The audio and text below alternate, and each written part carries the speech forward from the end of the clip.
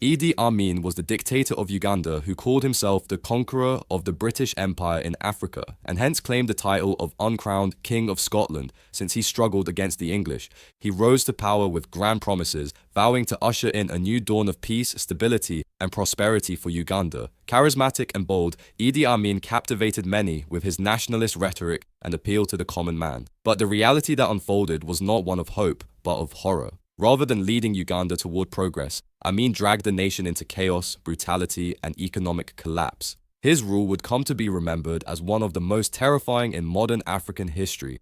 Amin's reign, which began in 1971 after he seized power through a military coup, was defined by an unprecedented scale of human suffering. Far from the ideals of unity and justice, his government became synonymous with fear. His administration was responsible for extensive human rights abuses, including mass executions, political repression, and targeted ethnic violence. Among his most infamous acts was the expulsion of approximately 80,000 Asians, mostly Indians and Pakistanis, who had lived in Uganda for generations and formed the backbone of its economy. This decision, made under the guise of economic nationalism, decimated the country's financial infrastructure overnight. Under Amin's regime, public executions were not only common, they were broadcast on national television as instruments of terror. The list of his victims was staggering in its inclusivity. Government officials, academics, religious leaders, journalists, artists, students, and even children fell prey to his death squads. No profession, ethnicity, or rank granted immunity. Torture methods under his rule were disturbingly creative and sadistic.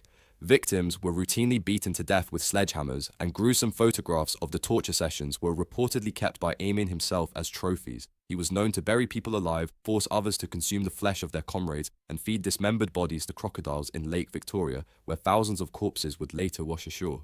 Perhaps even more chilling were the stories that emerged about his personal cruelty. One of his wives, whom he accused of infidelity, was found brutally mutilated. Whether intended as punishment or a grim message to others, the act symbolized the depths of his depravity. Historians estimate that between 300,000 and 500,000 Ugandans perished during Amin's 8-year rule. Many of them disappeared without a trace. Beyond the staggering death toll, his reign left deep psychological scars on the nation and generations that followed. The once promising country was left in ruins, its economy shattered, its society fractured.